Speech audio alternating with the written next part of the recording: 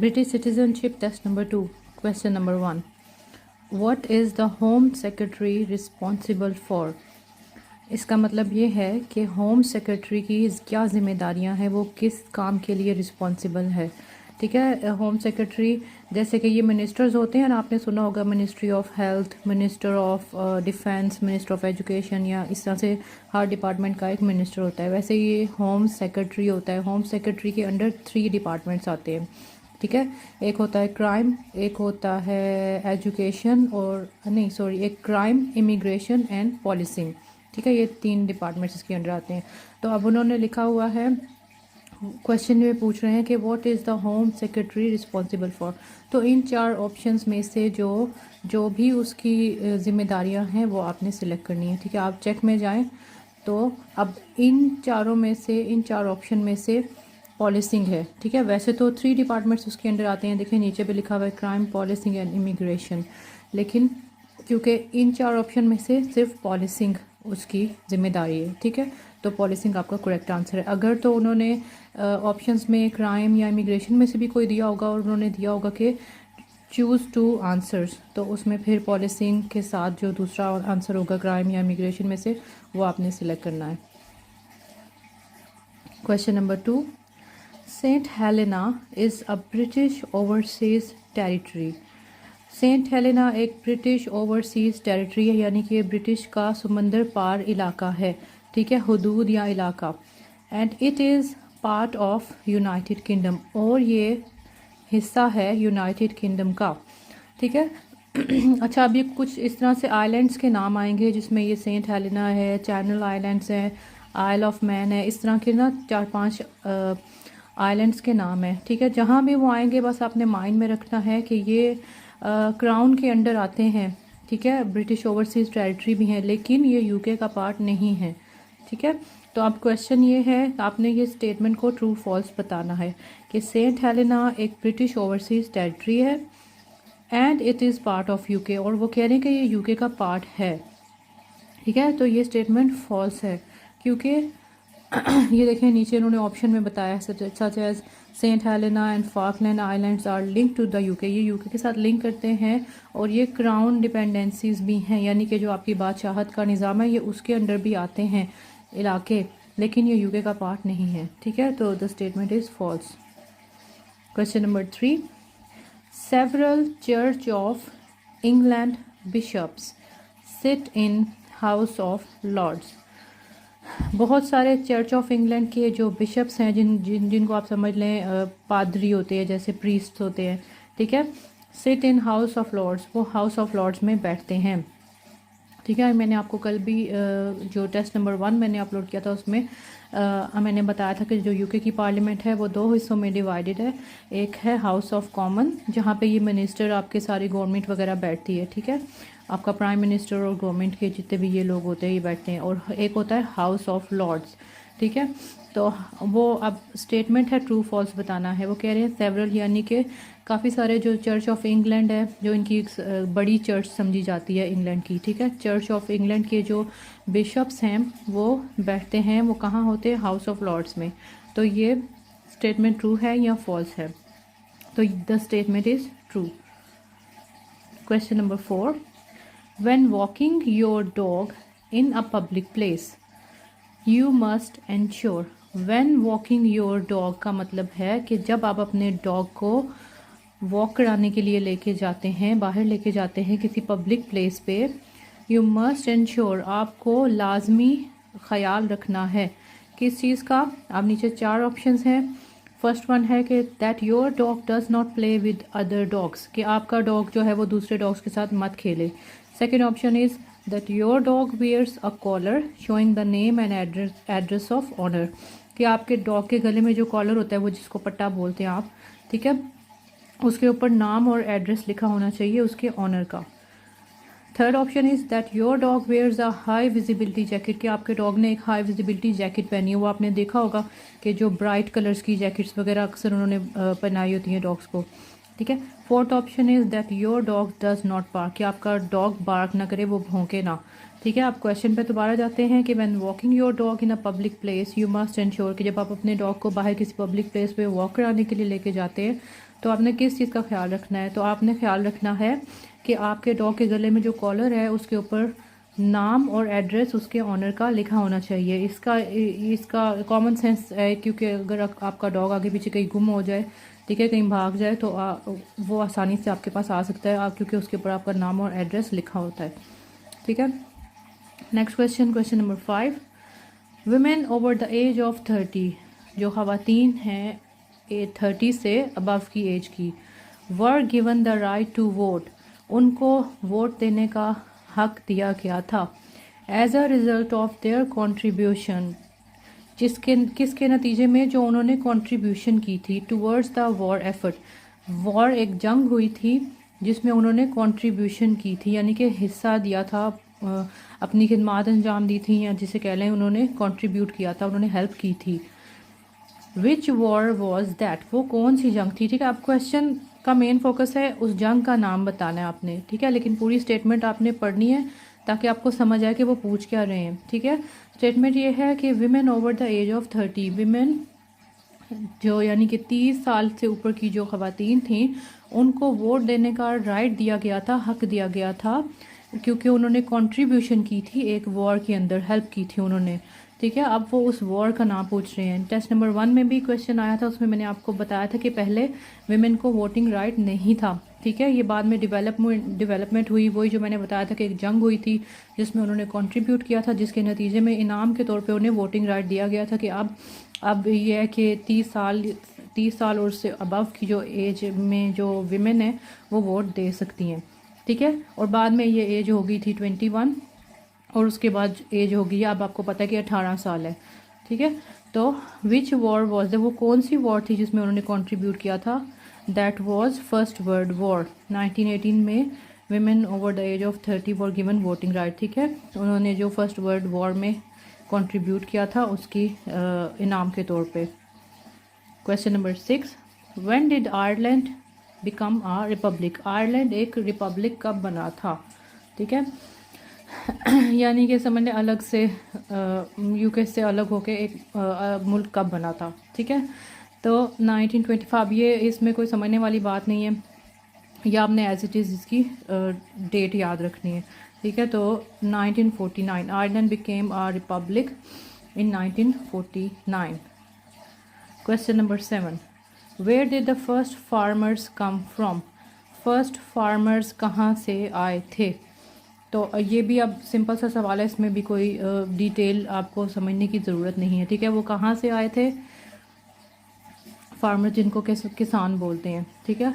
तो second option is south east Europe. ठीक है। साउथ ईस्ट यूरोप से आए थे। नीचे अगर इनकरेक्ट में आप डिटेल में देखें तो वो बता रहे हैं कि जो first farmers arrived in Britain, Britain पहुँचे थे 6000 साल पहले। ठीक है। तो the ancestors of these first farmers probably came from south east Europe. Ancestors होते हैं आबाओ अजदाद। ठीक है। तो वो कहाँ से आए थे, वो साउथ ईस्ट यूरोप से आए थे। Question number 8। Who was an important contributor to the pop art movement of the 1960s। ठीक है। कौन था इम्पोर्टेंट कंट्रीब्यूटर, इम्पोर्टेंट मतलब अहम कंट्रीब्यूटर, जो उस किसी ख़ास काम के लिए अपनी खिदमात अंजाम देता है। ठीक है। काम करता है उस सिलसिले में, कोई कंट्रीब्यूट करता है। तो वो कह रहे हैं उस बंदे का नाम पूछ रहे हैं जिसने पॉप आर्ट से रिलेटेड जो मूवमेंट हुई थी, कोशिश की गई थी, या जिसे कह लें जिद्दोजहद की गई थी 1960s में। तो वो कौन था वो बंदा, ठीक है, जिसने ये काम किया था। तो वो कौन था, वो था David Hockney. David Hockney was an important contributor towards the pop art movement of the 1960s and continues to be influential today. ठीक है। और आज तक उसका असर है। Question number 9। Who became prime minister, कौन बना था प्राइम मिनिस्टर यानी कि वज़ीर आज़म। And was an inspirational leader, और वो था एक इंस्पिरेशनल लीडर। इंस्पिरेशनल लीडर होता है जिससे लोग बहुत ज़्यादा मुतासिर होते हैं। To the British people, British people के लिए during WW2 and WW2 here means world war 2। ठीक है, क्वेश्चन अगेन पढ़ते हैं कि कौन बना था, हु बिकेम प्राइम मिनिस्टर, वज़ीर आज़म बना था एंड और वो एक इंस्पिरेशनल लीडर भी था ब्रिटिश पीपल के लिए वर्ल्ड वॉर 2 के दौरान। अब वो उस बंदे का नाम पूछ रहे हैं। ठीक है, he was Winston Churchill.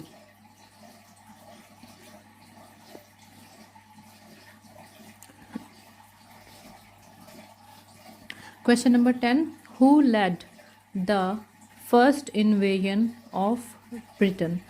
Who led मतलब कि किसने लीड किया था। फर्स्ट इन्वेजन जो पहला हमला, इन्वेजन कहते हैं हमले को, ऑफ ब्रिटेन, ब्रिटेन पे जो पहला हमला हुआ था, इन्वेजन हुआ था, उसको किसने लीड किया था। तो he was Julius Caesar. Second option Julius Caesar. अब जो इस तरह के क्वेश्चन हैं देखें, इसमें आपने समझना नहीं है। ठीक है, इसमें आपने याद करना है। ठीक है, कौन था बंदा जिस हु लेड, किसने लीड किया था फर्स्ट इन्वेजन ऑफ ब्रिटेन को, तो उसका नाम आपने एज इट इज़ याद कर लेना है कि he was Julius Caesar. Question number 11, under which king, कौन से किंग के अंडर, यानी कि कौन से किंग की बादशाहत के under did the Anglo Saxon kingdoms in England unite to defeat the Vikings.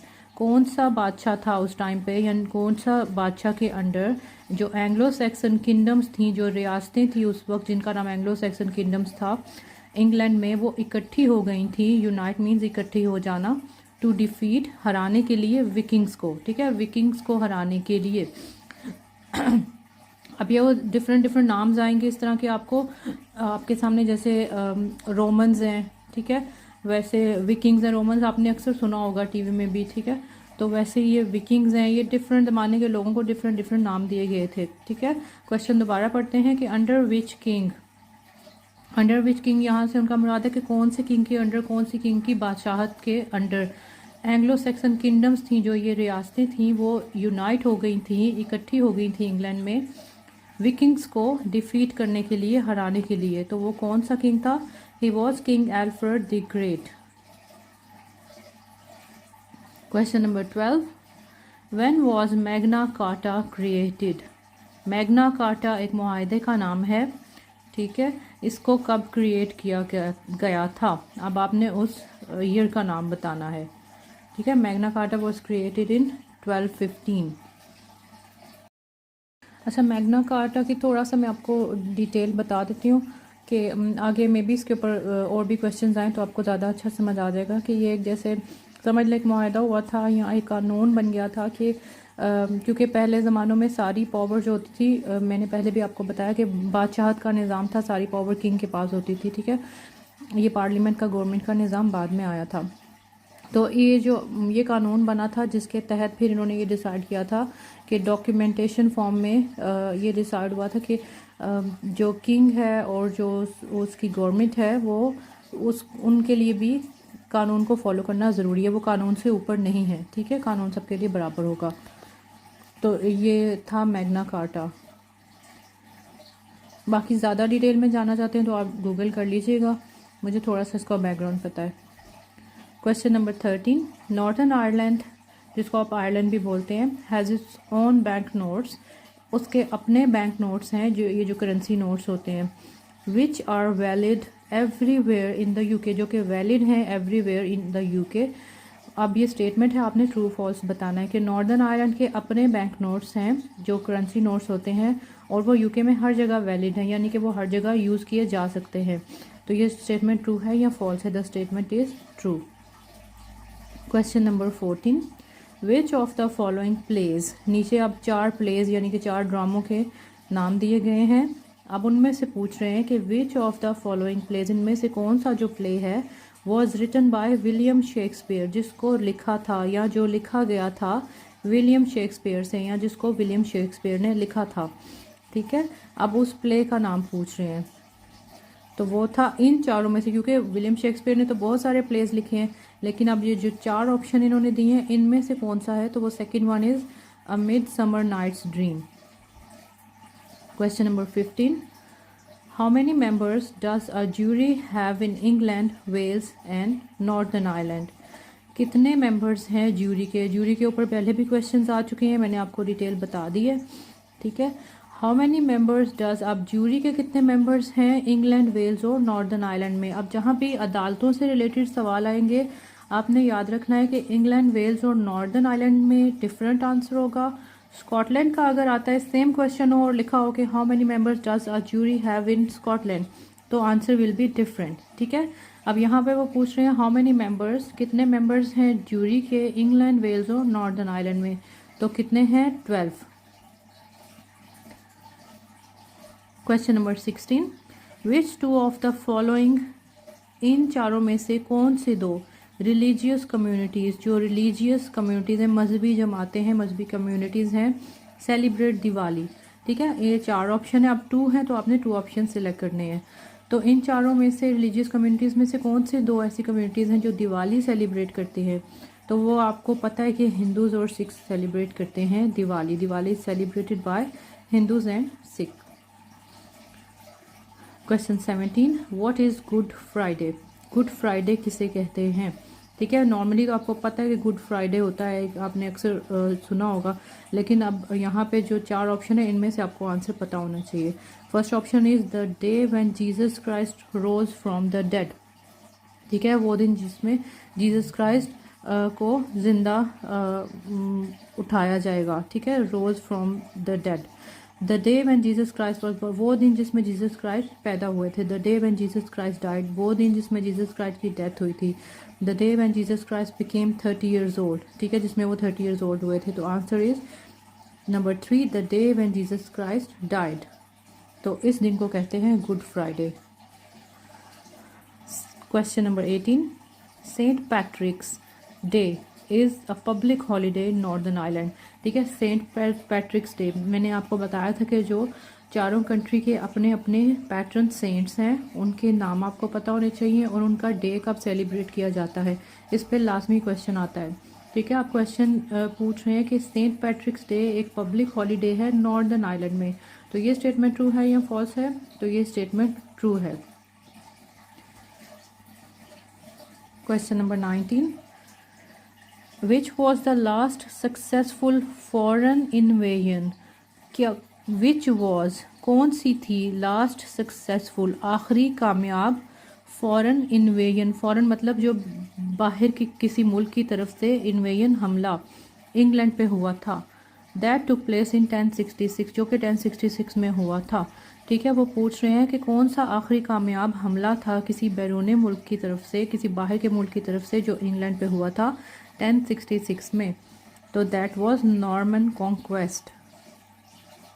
Conquest फतह को कहते हैं, ठीक है, जो नॉर्मन उस हमले को उन्होंने नाम दिया था नॉर्मन कॉन्क्वेस्ट का। Fourth option. Question number 20, where are the crown jewels kept, crown के ज्यूल्स यानी कि जो क्राउन की ज्वेलरी है, केप्ट मीन्स कहाँ पे रखा गया है, ठीक है, तो वो रखा गया है eight the Tower of London, tower of London में। नीचे इनकरेक्ट में भी देखें आपको बता रहे हैं the crown jewels are kept at the Tower of London. Question number 21, which sport can be traced back to the 15th century in Scotland, sport कहते हैं जो खेलें होती हैं, गेम्स होती हैं, कौन सी जो स्पोर्ट है, कौन सी गेम है जिसका ट्रेस्ड बैक टू 15th यानी कि 15th सेंचुरी से वो चली आ रही है, ठीक है, स्कॉटलैंड में। तो फर्स्ट वन इज़ गोल्फ, तो वो गोल्फ है, यानी कि वो बहुत कदीम ज़माने से चली आ, 15वीं 15th सेंचुरी मतलब 15वीं सदी से वो चली आ रही है, उसके आसार मिलते हैं 15वीं सदी से, यानी कि तब से वो स्टार्ट हुई हुई है स्कॉटलैंड में, तो that is golf. Question number 22, who was the first person in England to print books using a printing press, who was the first person, कौन था वो पहला बंदा, पहला इंसान इन इंग्लैंड में टू प्रिंट बुक्स, जिसने बुक्स को प्रिंट किया था, छापा था, यूजिंग अ प्रिंटिंग प्रेस, एक प्रिंटिंग प्रेस को यूज़ कर, यानी कि पेपर की फॉर्म में बुक्स को छापा गया था, वो कौन सा बंदा था जिसने पहली दफ़ा ये काम किया था। Fourth option is William Caxton, तो William Caxton was the first person, ये वो पहला बंदा था, पहला पर्सन था इन इंग्लैंड में जिसने to print books using a printing press, जिसने प्रिंटिंग प्रेस को यूज़ करके बुक्स को प्रिंट किया था। Question number 23, which court deals with, कौन सी कोर्ट, कौन सी अदालत डील करती है माइनर क्रिमिनल केसेस, छोटी नौयत के जो क्रिमिनल केसेस होते हैं, जो जुर्म होते हैं, England, in England, Wales and Northern Ireland. कौन सी अदालत डील करती है छोटी नौयत के जो क्रिमिनल केसेस होते हैं, minor criminal cases, England, Wales और नॉर्दर्न आयरलैंड में। ठीक है, ये मैंने पहले भी आपको बताया है टेस्ट में, जहाँ पे अदालत से रिलेटेड क्वेश्चन आया था कि जहाँ भी अदालत से, ज्यूरी से रिलेटेड क्वेश्चन आएगा, इंग्लैंड, वेल्स और नॉर्दर्न आयरलैंड में आपका ऑप्शन में से आंसर डिफरेंट होगा।